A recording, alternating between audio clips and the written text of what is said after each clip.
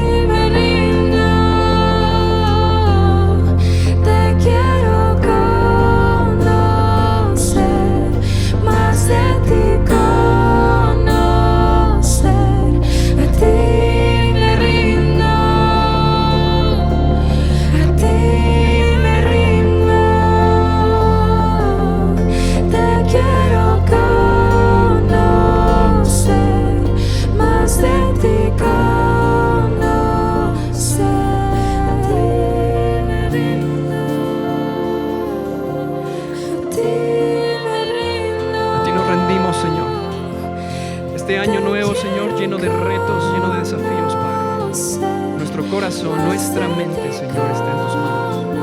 Háblanos, Señor, transfórmanos, guíanos, Señor, danos propósito, Padre. Señor, y toda carga que el día de hoy podamos llevar, Señor, en nuestros hombros, en nuestras manos, Señor, lo depositamos ahora en tus manos, Padre. Lleva tú nuestra carga, Señor. Guíanos, danos paz, danos paciencia, danos amor, danos templanza, Señor, dominio propio. Que tu Espíritu Santo, Señor, nos dé poder, nos quite la vergüenza, podamos hablar, proclamar tu nombre y ponerlo en alto, Señor. No solamente aquí en Morelia, Señor, sea donde sea donde tú nos lleves, sea donde tú quieres que vayamos, donde tú quieres, Señor, que vayamos y plantemos. Señor, sana corazones, restaura vidas, sana matrimonios, Señor, restaura hijos, restaura familias, Señor, por completo. Estamos en tus manos, Señor, que sea un año bendecido, que sea un año, Señor, donde proclamemos y veamos tu luz brillando en esta iglesia en medio de tinieblas que esta ciudad. Háblanos, Señor, a ti nos rendimos, Padre, a ti nos rendimos. Cantemos una vez más, a ti me rindo.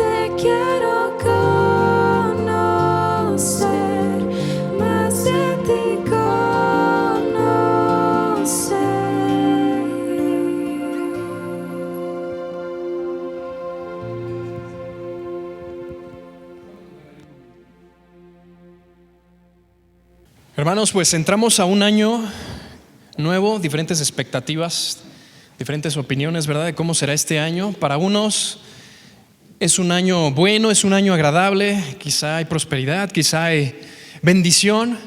Para otros puede ser que sea difícil, para algunos va a ser complicado entrar este año.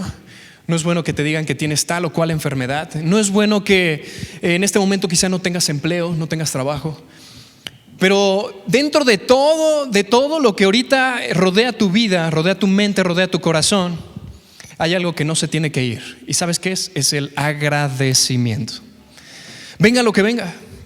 ¿Podrás agradecer por las pruebas que Dios puso en el año pasado? Amén. Gracias a esas pruebas podemos depender de Dios. Gracias a ese sufrimiento, gracias a esas lágrimas que derramamos, el día de hoy estamos fuertes. El día de hoy estamos aquí agradeciendo a Dios, alabando a nuestro Dios. Pero este año no sabemos cómo nos vaya a ir, ¿verdad? Puede ser, ojalá, ¿no?, que sea un año genial para todos, donde crezcamos no solamente en números, sino también en conocimiento. Cantábamos hace rato, me rindo a ti, pero la siguiente frase me encanta porque dice, te quiero, ¿qué? Conocer. Pero ¿sabe qué implica eso, hermano? Conocer a Dios implica responsabilidad. Conocer a Dios implica de que no te puedes quedar en el mismo lugar. Entre más conoces a Dios, tu vida no puede ser la misma. Sin sentido. Con una rutina todos los días no puede ser lo mismo. Debes darle jugo a eso. Quizá por eso Dios nos dice, tú eres la sal, tú eres la luz. Tienes que serlo. Tienes que ser la sal ahora este año. Tienes que ser luz este año. Venga lo que venga, pero que de ti nunca se vaya el agradecimiento. Así que el tema de hoy, como ustedes ya ven, es el agradecimiento. Por favor, vaya a Lucas, por favor. Lucas capítulo 17. Estamos estudiando el libro de Lucas y qué mejor que empezar el año, ¿verdad?, con este tema. Lucas capítulo 17, versículo 11 al 19. Si ya lo tienen por ahí, la palabra de Dios dice así: yendo Jesús a Jerusalén, pasaba entre Samaria y Galilea, y al entrar en una aldea, le salieron al encuentro 10 hombres leprosos, los cuales se pararon de lejos. Alzaron la voz diciendo: Jesús, Maestro, ten misericordia de nosotros.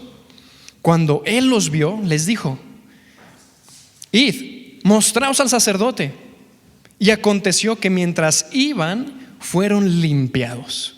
Entonces uno de ellos, viendo que había sido sanado, volvió, glorificando a Dios a gran voz, y se postró en rostro en tierra a sus pies, dándole gracias. Y este era un samaritano. Respondió Jesús, dijo: ¿no son 10 los que fueron limpiados? ¿Y los 9 dónde están?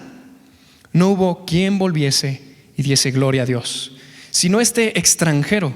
Y le dijo: levántate, vete, tu fe te ha salvado. Hermano, vemos aquí un ejemplo de gratitud. Vemos un ejemplo a la vez triste, a la vez fuerte, porque va a estar fuerte, pero a la vez de mucho ánimo y consuelo y reposo. Primero que nada, vamos a analizar los primeros versículos. Dice ahí: yendo Jesús a Jerusalén. Pero para ir a Jerusalén tenía que pasar por Samaria. Él venía del norte, él venía de Galilea. Iba hacia Jerusalén y debía pasar por Samaria. Ya ve que ahí en Samaria han pasado cosas sobrenaturales en la historia de Jesús, ¿verdad? Recuerdan ahí la mujer, ¿no? La mujer samaritana. En este caso, él pasaba, pero no entró a la ciudad. Él pasaba en esa frontera. Y justamente ahí estaban, ¿qué? Unos leprosos. ¿Y cuál es el significado de esto? La lepra en aquellos tiempos, y bíblicamente según Levítico, vemos que la lepra es un significado de pecado, es un significado de estar fuera, con vergüenza. No eres apto para entrar a la presencia de Dios. No eres apto porque los sacerdotes decían: tienes lepra, listo, tienes que salir del campamento, porque era altamente contagiosa.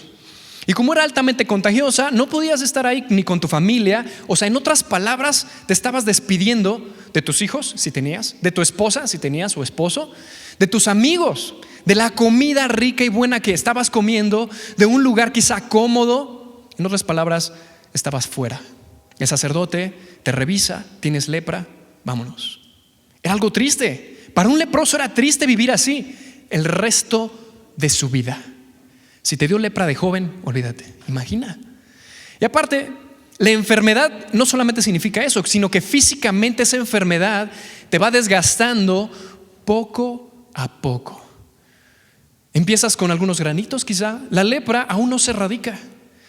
Yo todavía, cuando hice mi servicio, estaba en Villamadero y atendí todavía a 2 pacientes con lepra. Tenían lepra, claro, no una lepra desarrollada o avanzada. Estaban en un tratamiento, pero el tratamiento es controlable. No es totalmente que se quite totalmente. En algunos casos muy extremos sí se ha quitado, pero se controla. Aún todavía en estos tiempos es una enfermedad que simplemente se controla, no se cura al 100%. Hermanos, tener lepra era horrible. Ahorita hay tratamientos, pero en aquel tiempo esto iba avanzando, de manera que las partes menos, se puede decir, con menos circulación, estamos hablando de las falanges acá abajo, miembros inferiores, manos, orejas, parte del tabique de la nariz, y todas estas zonas donde hay menos circulación se van terminando, pierden la vida y se van cayendo. Era horrible. Perdían la sensibilidad porque aún los nervios son destruidos, pierden la sensibilidad y no se dan cuenta en qué momento ya se infectó, en qué momento un perro vino y ya quitó un pedazo quizá, o algún animal, una fiera en el campo, porque estaban en el campo, eran encerrados muchas veces en cuevas. Era horrible, de verdad, cuando uno lee estas cosas, ¿qué pasaba en la antigüedad? Era horrible. Hoy en día esto no sucede, pero en aquel tiempo sí. Entonces estos leprosos acabados, no había un propósito más en su vida. Estas personas, estos 10, no sabemos de qué edad eran, pero estos 10 que no tenían algo seguro allá adelante, simplemente era la muerte, era el dolor de no estar ahí con su familia, era desesperanza. Había un hombre que les podía cambiar el rumbo de su vida. Había un hombre que podía cambiar su vida por completo. Era un hombre que podía darles esperanza, y ese hombre, su nombre es Jesús. Hermano, si por algo estoy aquí, si por algo usted está aquí, es porque un día Jesús cambió su vida. Usted ya no es el mismo. Usted ya no hace las cosas que antes, y si las está haciendo el día de hoy, bueno, el día de hoy está acá para poder ser restaurado, renovado y tener victoria en ciertas áreas que todavía está batallando. Pero hermano, estos 10 no tienen esperanza, nada.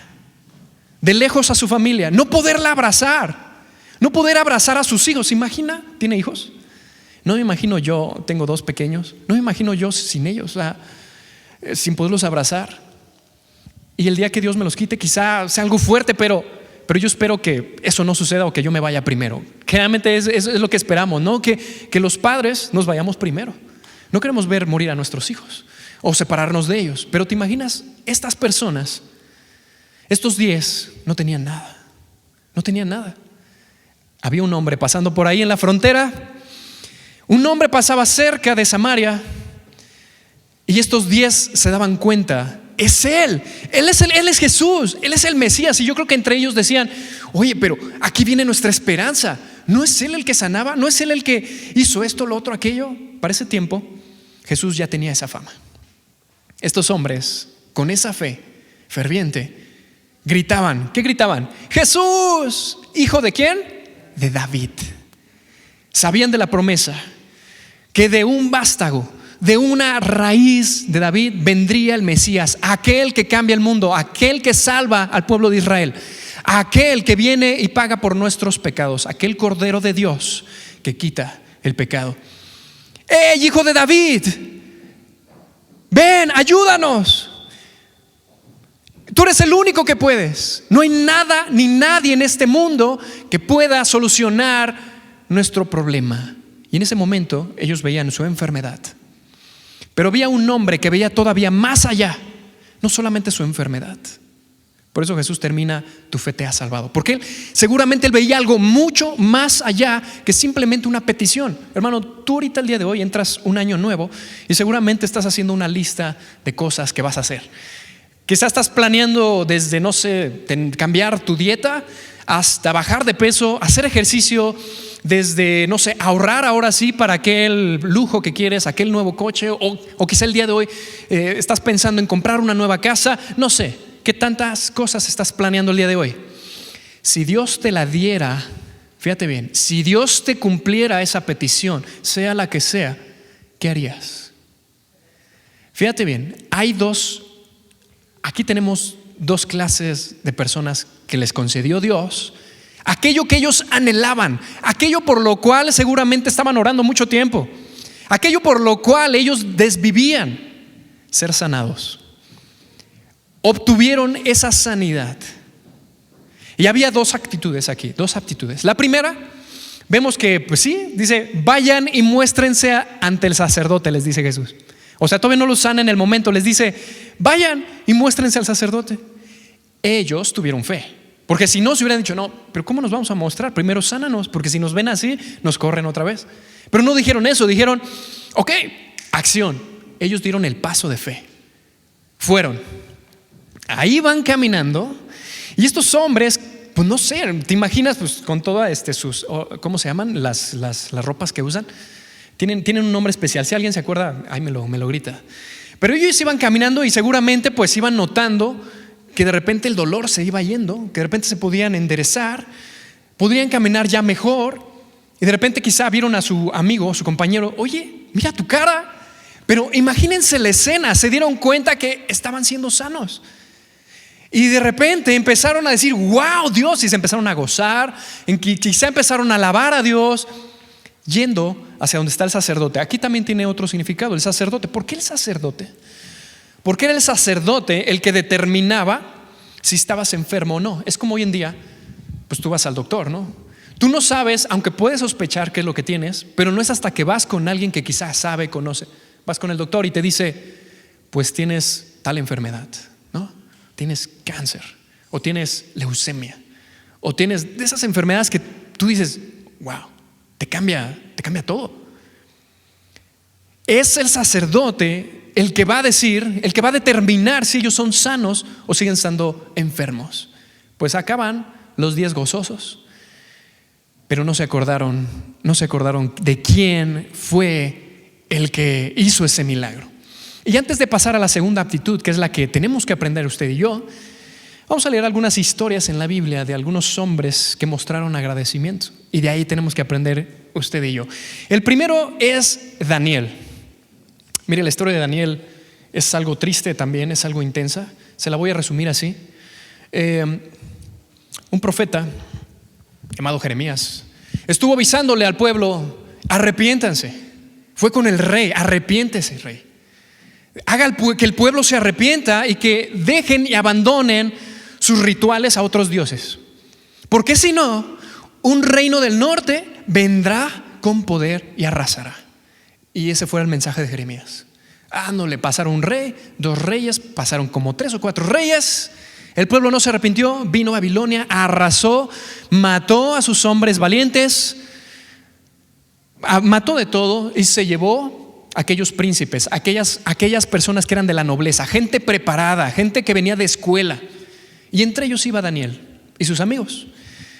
Daniel y sus amigos no estaban con su familia, porque muchas veces leemos y nunca pensamos en esos detalles que no dice la palabra. Pero ellos no estaban con su mamá, no estaban con su papá, no estaban con sus hermanos de carne. Ellos no estaban en ese ambiente donde ellos se desarrollaron. Era algo triste.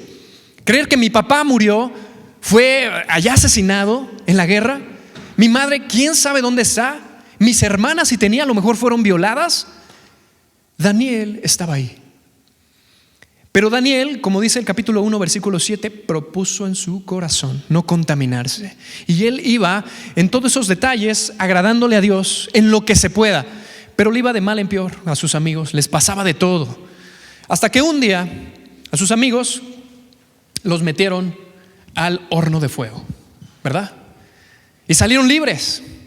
Pero más adelante a Daniel lo metieron ¿en dónde? En un foso ¿con qué? Con leones. Hermano, imagínense nada más usted y yo ahí. Es que vemos estas historias como si fueran cuentos, muchas veces cuando lo leemos, pero la pura realidad. Cuando tú lees historia de la iglesia, de lo que ha sucedido con hombres de Dios, de los que aman a Dios, de los que proclaman a Dios, lo que ha sucedido allá en la historia, cuando uno lee esas historias tú dices, wow, ¿qué hubiera sido yo si hubiera estado en ese papel? ¿Qué hubiera sido yo si me hubieran encarcelado? ¿No crees que son las cárceles como hoy? Bueno, las cárceles de hoy están cómodas a comparación de aquel tiempo. No quiero decir que el día de hoy es muy cómodo estar en una cárcel, no. Pero las cárceles de aquellos tiempos, quizá en la Edad Media o quizá un poquito más atrás, ser mutilado, ser quemado vivo, eso eran los hombres de Dios. Aún así, Daniel, fíjense bien la oración de Daniel. Había un edicto que fue firmado por este rey, Darío, persa, los medos persas. Este edicto decía que todo aquel que invocara el nombre de otro Dios y consultara peticiones con otro Dios que no fuera él o sus dioses, iba a ser muerto, iba a ser encerrado con leones. Imagínate tú escuchar eso. Tú estás en la ciudad, a gusto, ahorita sales del culto, vas a tu casa y de repente hay un edicto que dice que si te descubren adorando a Dios, a otro Dios que no sea el que ellos quieren, estás en problemas, vas a morir. Imagínate eso. El estrés va a subir. Tu latido ya no va a ser el mismo. Vas a empezar a producir ciertas sustancias que te llevan a un estrés de manera que te puedes enfermar fácilmente. Tus defensas van a ir bajando prácticamente. Estás en un estado donde tú dices, ¿y qué voy a hacer? Y lo único que queda es poner a prueba tu fe. Confiar en aquello que tanto proclamas y agradecer. Fíjate la actitud de Daniel. Daniel, ahí en el libro de Daniel, capítulo 6, versículo 10. Sería bueno que subrayáramos este pasaje, hermano, porque este pasaje te va a recordar cuando estés otra vez en prueba, cuando estés en dificultades. Fíjate la actitud de Daniel. Dice Daniel capítulo 6, versículo 10. Cuando Daniel supo que el edicto había sido firmado, entró a su casa y abiertas las ventanas de su cámara que daban hacia Jerusalén, se arrodillaba 3 veces al día y oraba y daba gracias delante de su Dios como lo solía hacer ¿qué? Antes. Hermano, tú dices, ¿qué hubieras hecho tú? ¿Qué hubieras hecho tú? ¿Dar gracias? Hermano, ¿sabes qué nos enseña aquí la palabra?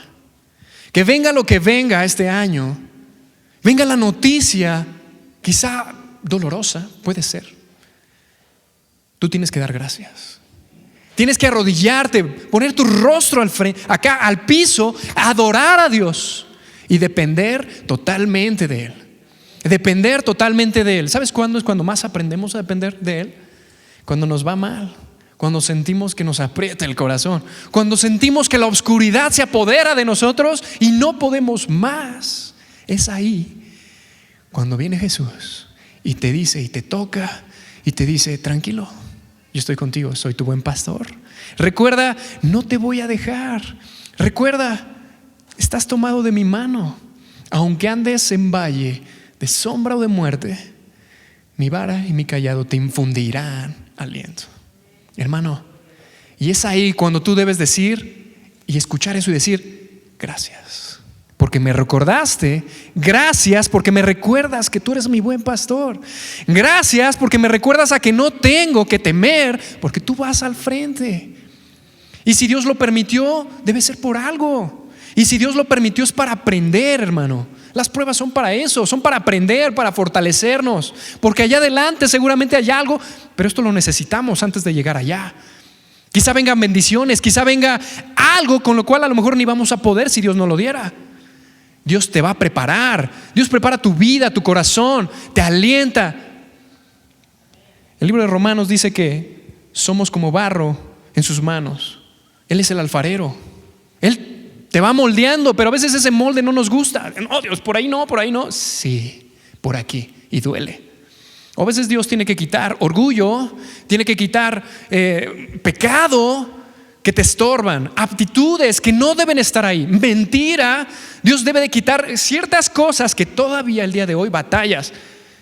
Y entonces Dios muchas veces permite la prueba para que te des cuenta que eso lo tienes que quitar, que tienes que abandonar esa práctica. Hermano, Daniel estaba estresado. Lo iban a meter al foso de los leones. No era nada fácil de digerir, mental ni emocional, ni físicamente. Y es más, uno diría: Dios, estoy orando para que tú hagas el milagro. Pero aún así, Dios, fíjate bien, no quitó el foso de los leones. Lo hizo pasar por el pozo de los leones y entró a ese pozo. Y esos leones, no creas que estaban así como que no, estaban hambrientos. Entra al pozo y Daniel dijo: bueno, Dios, estoy aquí, hágase tu voluntad y venga. ¿Y qué sucedió, hermanos? ¿Qué sucedió? Dios lo libró. Dios lo libró. Aún así, los amigos de Daniel dijeron esto cuando estaban ahí en el horno. Dijeron: y aún, rey, sepas tú que aunque Dios no nos libre, no adoraremos a esa imagen. Fíjate bien, hermano, que aunque Dios no responda muchas veces como querramos, aún así tú debes ser agradecido. Aún así tú debes decir: que se haga la voluntad de Dios, aunque esa voluntad de Dios de verdad que no nos guste, nos duela. Dios de verdad tiene que pasar así. Dios, no habrá otra opción. Ahora sí que no habrá otra catafixia. No habrá algo mejor. Dice Dios: no, quiero que hagas, que pases por aquí. Ya entenderás. Hermano, somos ovejas. Las ovejas somos miopes. No alcanzamos a ver lo que el pastor sí ve. No alcanzamos a notar lo que el pastor sí nota. Ni siquiera vemos los peligros que el pastor sí ve y nos quiere librar. Ese es el pastor, el buen pastor, y es Jesús. Ese es Jesús. Otro ejemplo en la Biblia es José. Mira, hermano, si alguien tiene el derecho de no estar agradecido, ese es José. Y si sabe la historia me comprende, pero se la voy a contar así rapidísimo. José era el número 11 de los hermanos. El menor era Benjamín. Pero José era, se puede decir de alguna manera, donde el papá Jacob invertía mucho su tiempo. Le enseñó a leer, le enseñó un montón de cosas. Pasaba mucho tiempo con el papá porque era hijo quizá de la esposa preferida de él. ¿Alguien recuerda el nombre de la esposa, mamá de José? ¿Quién? Raquel. Entonces este José iba creciendo y los hermanos que veían todo eso como que les empezaba a dar así como: ¿y este José qué onda, no? Mira cómo lo tratan, es el consentido. Y empezaban a tramar cosas contra él. Al final ellos lo quieren matar, pero Rubén les dice: no hagamos este pecado, mejor vendámoslo y libremos nuestra vida de eso. No derramemos sangre. Y ya le decimos a nuestro papá que él murió, una fiera se lo comió o algo. Lo venden como esclavo. José no comprende.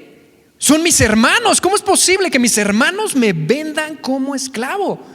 A ver, ¿tienes hermanos? ¿Tienes hermanas? No te imaginas que tus hermanos o hermanas te hagan eso. No cabe. ¿Cómo es posible que tu propia familia te dé la espalda, te haga eso? José sale, se va como esclavo. Allá lo compra un hombre, un capitán de la guardia de Faraón llamado Potifar.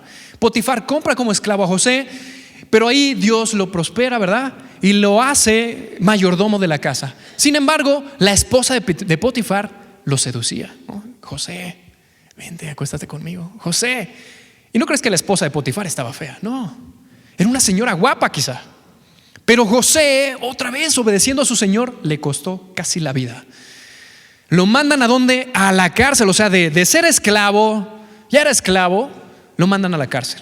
En la cárcel huele mal, está en la cárcel. Ahí Dios, claro, le da un don especial, descifra sueños, todo. Gracias a ese don, años más adelante, es el segundo después de Faraón. ¿Para qué? Para salvarlos. Venía 7 años de mucha abundancia y había 7 años de sequía. Y José, al descifrar el sueño de Faraón, Faraón le coloca en el segundo lugar, le da un anillo y todo, y él administra el país durante estos 14 años, ahorrando, y entre ellos se encuentra su familia. Pero imagínate al ver a su familia que lo abandonó. Y aún así, José no mostró desagradecimiento, sino todo lo contrario. Tuvo 2 hijos. ¿Recuerdan el nombre de los hijos? El primero es, ¿qué? Manasés. ¿Y sabe qué significa Manasés? Dios me hizo olvidar. Y el nombre del segundo, ¿cómo? Efraín. ¿Y sabe qué significa? Dios me hizo prosperar. Hermano, 2 bendiciones que le dio a José, 2 hijos que le hacían recordar que ese dolor, tanto emocional como físico y espiritual quizá, aún ese dolor servía para un propósito que José tenía. Y todo ese dolor Dios lo hizo prosperar con sus hijos, lo hizo prosperar porque vio a su familia, lo hizo perdonar y no se amargó. José nunca se amargó, siempre dio gracias a Dios. Fue un hombre agradecido. Hermano, no sé lo que te haya pasado, lo que me ha pasado. Quita toda amargura, perdona. Este año es para perdonar. Este año es para decir, ok, Dios, voy a dejar ese sentimiento fuera. Voy a dejar ese sentimiento y lo voy a depositar en tus manos. El día de hoy quiero perdonar a aquel que me hizo daño, a aquel que me engañó, a aquel que hizo, póngale el nombre que usted quiera. Perdone. Y sea agradecido, hermano, porque aún esas circunstancias que le hicieron dolor, Dios lo va a prosperar. Dios le va a dar un propósito. Gracias a eso es que adelante tenemos fortaleza, tenemos algo por el cual vivir. Y termino con esto, hermano, regresando a la historia de estos días. Todos celebrando. Imagínense, vieron a sus familias, las abrazaron, regresaron y empezaron a volver a pensar, bueno, pero tengo que vivir de algo, tengo que trabajar.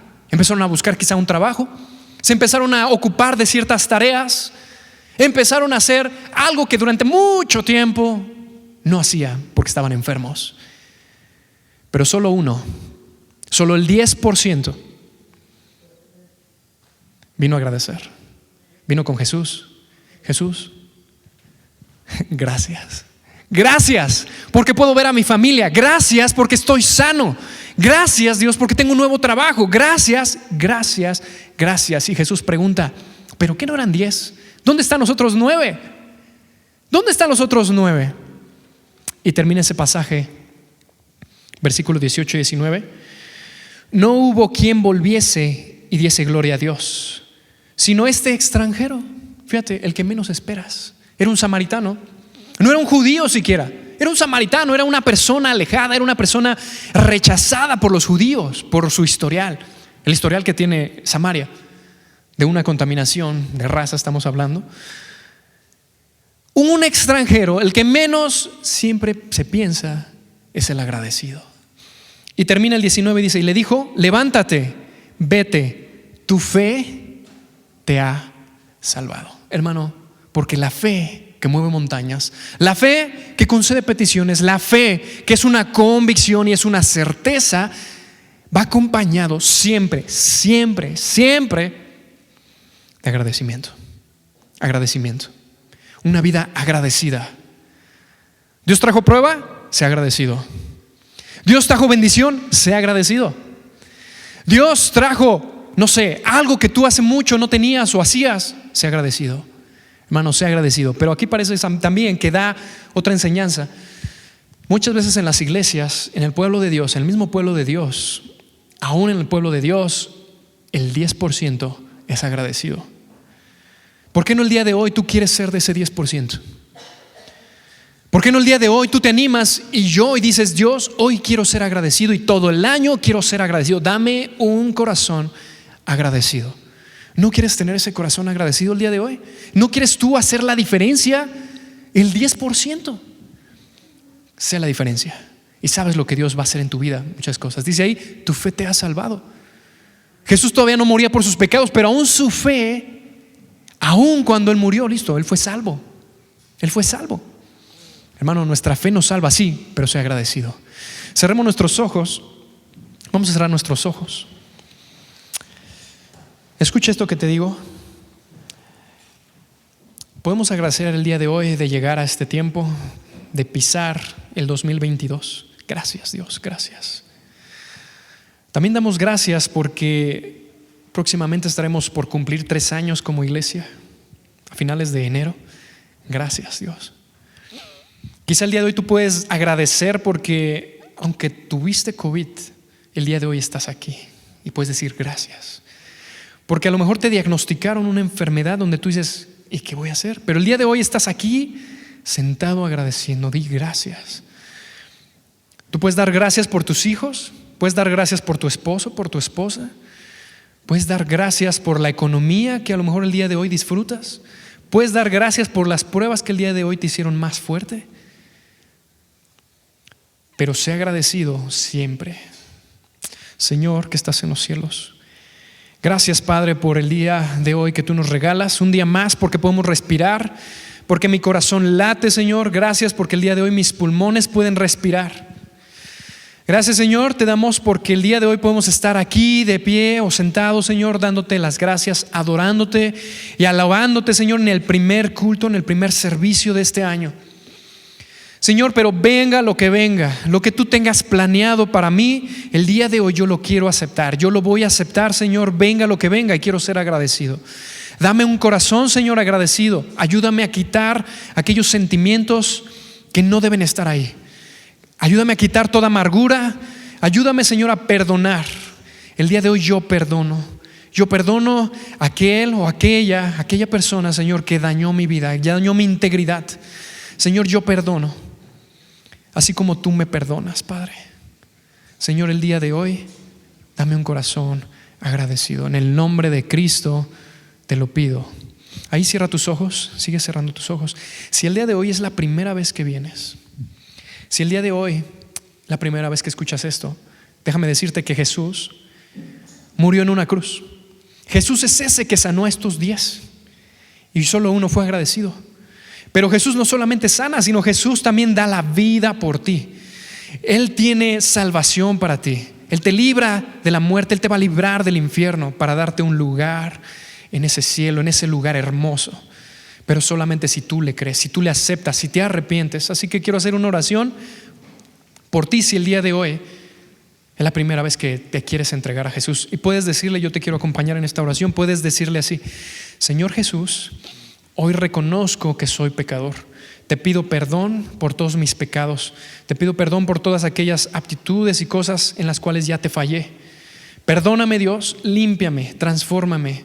Hoy te acepto como mi Señor y Salvador. Tú, Jesús, que pagaste el precio en una cruz por mi vida. Tú que derramaste tu sangre. Límpiame, Señor, con esa sangre. Y dame un espacio en el cielo. Anota mi nombre en el libro de la vida. En el nombre de Cristo. Amén. A ti